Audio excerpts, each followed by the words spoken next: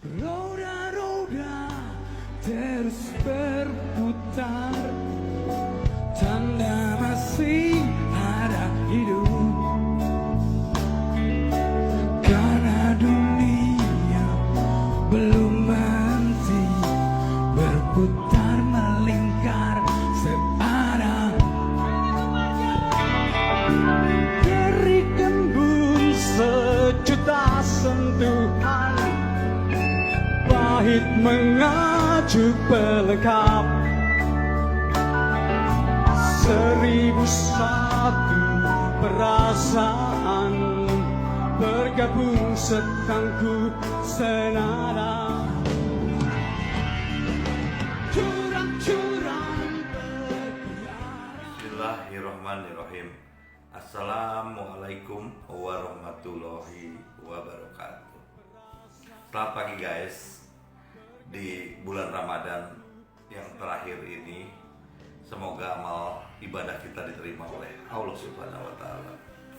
Oke guys, saya hanya ingin berbagi dan bicara mengenai masalah curhat ya, atau apa yang ada dalam pikiran saya untuk berbagi kepada rekan-rekan yang saya cintai ya, terutama di Facebook dan media sosial yang lainnya. Jadi sebenarnya bahwa saya memang mempunyai tugas untuk menyampaikan Islam dalam ajaran rahmatan lil alamin. Artinya orang Islam itu mempunyai toleransi yang tinggi, punya kasih sayang terhadap sesama dan semua makhluk hidup yang ada di dunia ya, baik itu manusia ataupun tumbuh-tumbuhan dan hewan sekalipun ya. Jadi konsep inilah yang seringkali dipertentangkan ya. Tentunya agama Islam ini adalah sebuah agama yang harus dipikirkan dengan pikiran, akal sehat, dan hati yang bersih ya, dan terbuka ya.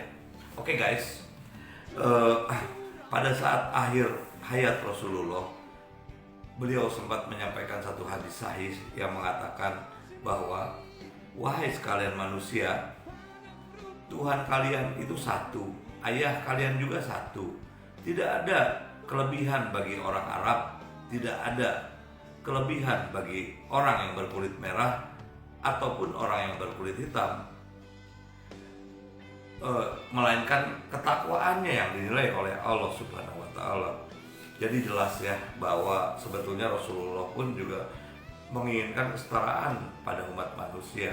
Tapi kesetaraan itu juga sekarang ini banyak direkayasa ya, diombang-ambing dengan ambisi-ambisi politik tertentu ya, saya nggak ngerti ya.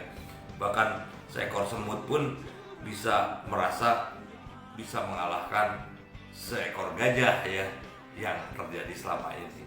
Padahal dalam ajaran Islam itu sangat relevan dengan ajaran leluhur Nusantara. Jadi kalau ajaran leluhur Nusantara itu mengatakan bahwa Allah itu Gusti ya. Gusti itu bagus hati ya. Bagus hati itu dimana sebagai manusia kita harus memiliki hati yang bagus terus menerus untuk supaya kita dicintai oleh Tuhan kita atau Gusti ya. Artinya seperti dalam ajaran Nusantara itu ada yang namanya manunggaling kawula Gusti. Manunggaling kawula Gusti itu adalah bukan berarti Tuhan ada dalam diri kita, tidak sama sekali.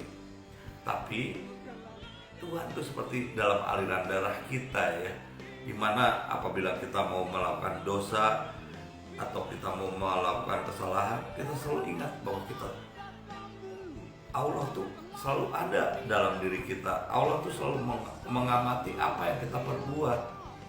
Jadi pada dasarnya bahwa ajaran leluhur Nusantara itu adalah bahwa kita harus selalu untuk berbuat baik, tidak ingin menyakiti sesama dan sebagainya. Jadi apabila kita menyakiti sesama, tentu kita akan mendapatkan ganjaran ya, atau akibat ya. Akibat itu bisa disebut sebagai azab ya. Misalnya kita menyakiti sesama kita, suatu saat bisa saja sesama kita membalas dendam pada kita ataupun kita dibalas oleh orang lain. Itulah yang namanya azab ya.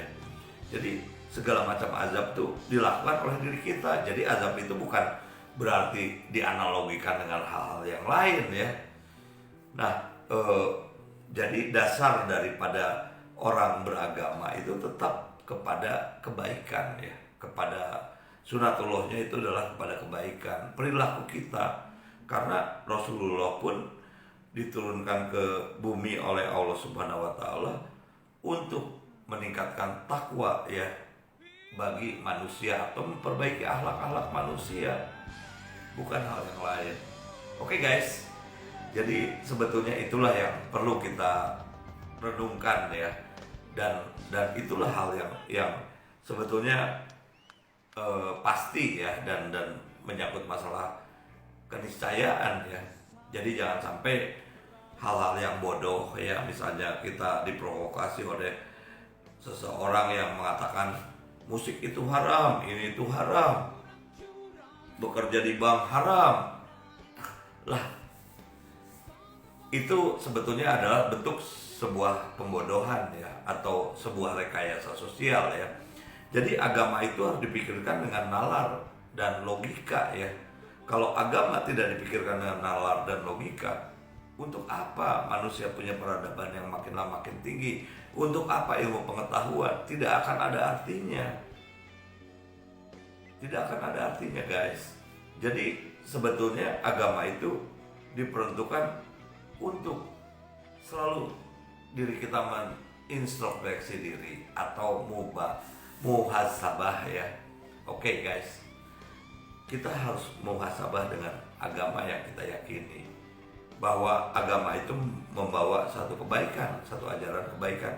Tapi jika itu menyesatkan, seperti kita melihat ustadz-ustadz yang ada akhir-akhir ini di Indonesia, itu semuanya banyak hal yang menyesatkan. Agama itu tidak mempersulit. Dan apabila kita memilih pemimpin juga jelas kita harus melihat orang yang punya prestasi, bukan orang yang ahli ibadah, religinya bagus, nggak ada gunanya guys. Tapi yang penting itu adalah hasil akhirnya. Jadi agama itu dilihat dari perilaku, dari ketakwaannya terhadap Allah Subhanahu wa taala. Kalau dia sendiri beragama tapi dia masih nyolong anggaran, kemudian dia membuat semur resapan untuk apa? Karena pada akhirnya toh juga akan sia-sia. Ya seperti saya ngomong belak-belakan lah, Gubernur DKI pada saat itu membuat sumur resapan, dia membolong-bolongi jalan-jalan di DKI Jakarta. Itu kan hanya menimbulkan kehancuran, karena kita tahu bahwa musuh daripada jalan raya ataupun sebuah badan jalan yang sudah diaspal, yang sudah itu kan jelas ilmunya ada ya. Saya tidak perlu menjelaskan lebih jauh ya. Itu jelas ilmunya ada. Musuhnya adalah air. Sekarang dia bikin sumur resapan. Itu adalah kebodohan yang luar biasa ya, saya pikir ya. Oke guys, saya tidak akan berbicara lebih panjang, tapi beragamalah dengan akal pikiran dan kemanusiaan, karena keniscayaannya manusia diturunkan ke dunia adalah untuk mencari kebaikan dan kebahagiaan.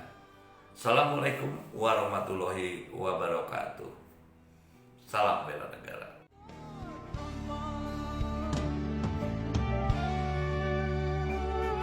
Sudah lahir, sudah terlanjur, mengapa harus menyesal? Hadapi dunia